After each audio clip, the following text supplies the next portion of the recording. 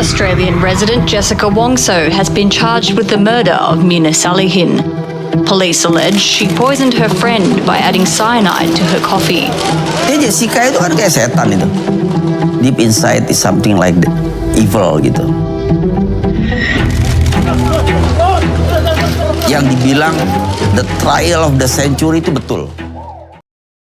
Evidence 12. CCTV 9 footage from 1535 to 1659. Local time frame dimensions was reduced to 960 by 576 pixels from 1920 by 1080 pixels, and frame rate was reduced to 10 fps from 25 fps. The CCTV 9 footage was deliberately downscaled from its original resolution of 1920 by 1080 pixels to 960 by 576 pixels, along with the reduction of the frame rate from 25 frames per second to 10 frames per second, had profound forensic impacts on the investigation of the events at Café Olivier on January 6, 2016. This manipulation, performed by digital forensic experts Nuh Al-Azhar and Christopher Hariman Rianto, significantly compromised the ability to analyze critical visual evidence. One of the most crucial aspects affected by this downscaling was the analysis of the coffee served by Agus Triono to Table 54. The original high-resolution footage would have allowed for a detailed comparison of the coffee's color at the time it was served and after it was allegedly tampered with. Toxicologists Nursulin Subandi and Ahmed Agus Gel hypothesized that the coffee containing cyanide would appear darker than a normal cup of coffee served at Café Olivier. This hypothesis could have been verified by examining the color difference in the high-resolution footage. However, the downscaling blurred the details, making it difficult to discern the subtle color differences that are critical for such an analysis. In addition to the color analysis, the downscaling also obscured the physiological responses of Nuh Salihin. As she was being wheeled out of the cafe in a wheelchair, forensic doctors would have been able to analyze her physical state in high detail, noting any signs of distress or specific physiological reactions. These details are crucial in understanding her condition post-ingestion of the alleged cyanide-laced coffee. The lower resolution and reduced frame rate, however, resulted in a loss of important visual cues that could have provided insights into her symptoms and overall physical response. The manipulated footage also played a significant role in the accusations against Jessica Wongso. According to the interrogation report, BAP Barita Akara Pemarikson, of Nuh Al-Azhar, the dimensions of the footage should have remained at 1920 by 1080 pixels.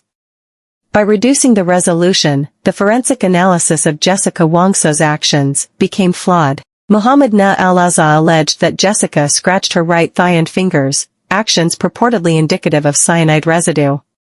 The reduced resolution made it challenging to accurately interpret these gestures, leading to potentially erroneous conclusions. Similarly, psychologist Antonia Ratti Angiani used the downscaled footage to claim that Jessica Wongso showed no urgency in assisting Nuh Salihin, suggesting a lack of immediate concern for her friend's well-being. The temporal reduction in frame rate to 10 frames per second contributed to this narrative by creating a disjointed and less fluid depiction of events. This manipulation obscured the natural flow of Jessica's actions and reactions, leading to misinterpretations of her behavior. The downscaling and reduction in frame rate also hampered the ability to analyze the volume of coffee before and after it was consumed by Nuh Salihin and Hani Juwita. High-resolution footage would have enabled forensic experts to use advanced techniques such as edge detection to measure the remaining coffee in the glass. This analysis could verify Hani's testimony that she only sipped a small amount of coffee and confirm the actual volume consumed by both individuals. The blurred and choppy footage, however, made it impossible to conduct such precise measurements, resulting in a significant loss of potentially exculpatory evidence. The manipulation of CCTV 9 footage, by reducing its spatial and temporal resolution, significantly impacted the forensic investigation.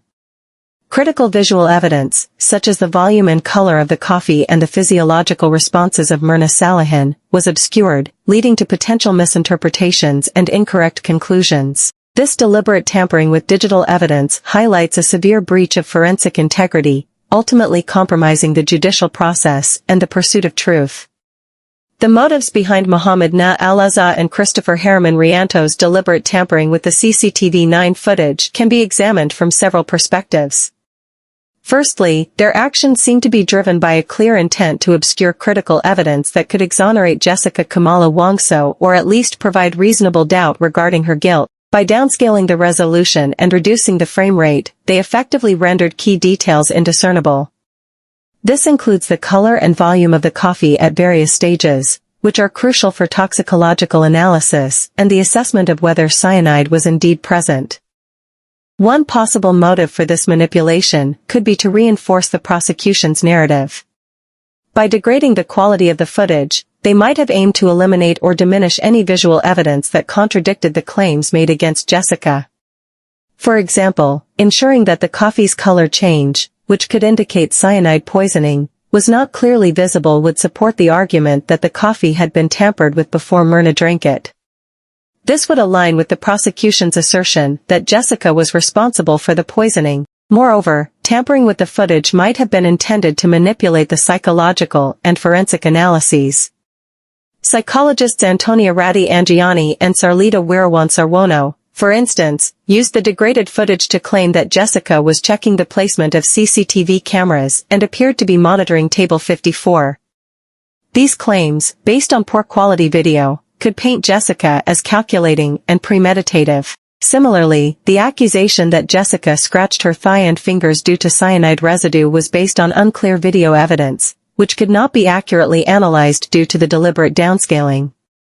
Additionally, the manipulation of the footage served to obscure the physiological responses of Murti Salihin as she was carried out in a wheelchair.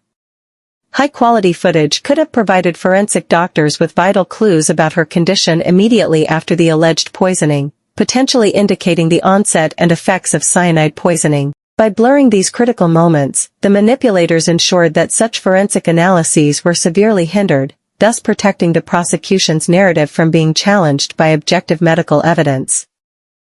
Ultimately, the motive behind these actions appears to be a concerted effort to control the narrative presented in court, ensuring that the evidence aligned with the charges against Jessica Kumala Wongso.